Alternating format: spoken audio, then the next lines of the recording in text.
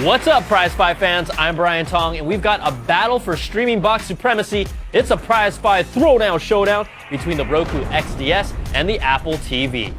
Our judges for this fight are senior editor John Bad to the Bone Falcone, senior editor David Carnoy, and yours truly, all night long Tom.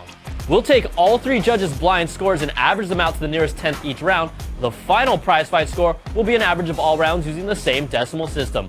Let's get this party started. Round one is designed. Both of these boxes are small and black, and you really won't notice them next to your TV set.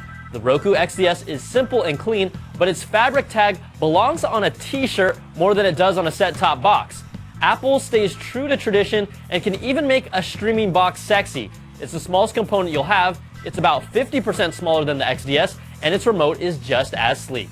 Apple TV starts the fight with a perfect 5, and Roku gets a 4. Next round is interface and navigation.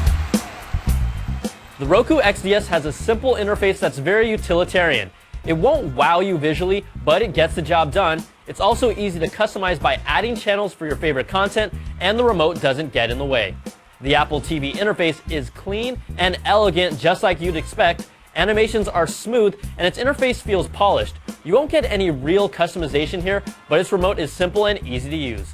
The Big A gets another perfect 5, and the Roku gets a 3.7. So after averaging 2 rounds, Apple leads by over a full point, but it's still too early to get excited. Round 3 is features. With the media box, you want options, and the Roku XDS connects to any TV with HDMI up to 1080p, component video, and composite. There's also a USB port for potentially streaming content off a connected thumbstick or hard drive in the future. Plus, you're getting dual band 802.11n and an Ethernet port for connectivity. Now, the Apple TV is pretty limited here. It brings HDMI at only 720p, and that's it. It won't connect to any non-HD television sets. Networking options include Wi-Fi and Ethernet, but it's pretty slim pickings. Roku strikes back with a perfect 5 of its own, and Apple gets a 3. Next round is content. With media streaming boxes, content is king. Netflix is the flagship service on both boxes, but you know us, we're hungry for more. Now, the Roku shines with over 100 channels of content like Amazon Video On Demand, Hulu Plus, Pandora for music discovery, and streaming music from the cloud with MP3 tunes. Plus, there's on-demand sports for Major League Baseball and the National Hockey League, and none of these services are currently available on Apple TV. Now, beyond Netflix, Apple's box has access to content from iTunes, but key shows like House, Fringe, or Modern Family aren't even available at the moment. It can stream iTunes from PCs on your local network, and you can watch YouTube. You can use AirPlay to view content from iOS devices on the big screen, but not all media content can be viewed, like videos playing in Safari or movies you recorded on your iPhone. It's a killer innovation, but it's still not fully baked. The Roku gets another 5 with its myriad content solutions, and the Apple TV gets a 3. So after averaging 4 rounds, Roku has taken the lead by 0.4 of a point. This one is still close, and the final round that decides it all is value.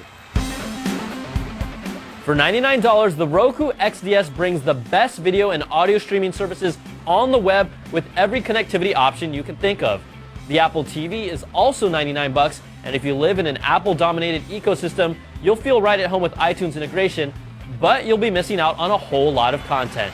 In the final round, Roku gets another perfect 5, and Apple gets a 4. So let's average out all 5 rounds, and in a battle where the Big A dominated from the start, the Roku XDS came back with 3 perfect rounds, taking this face-off 4.5 to 4, and is your Prizefight winner. Both of these streaming boxes will continue to mature with new features and content, but the decision really comes down to your desire to stay in the Apple world or experience all the services that Roku has to offer. I'm Brian Tong. Thanks for watching, and we'll catch you guys next time for another Prizefight. Whoop-ah!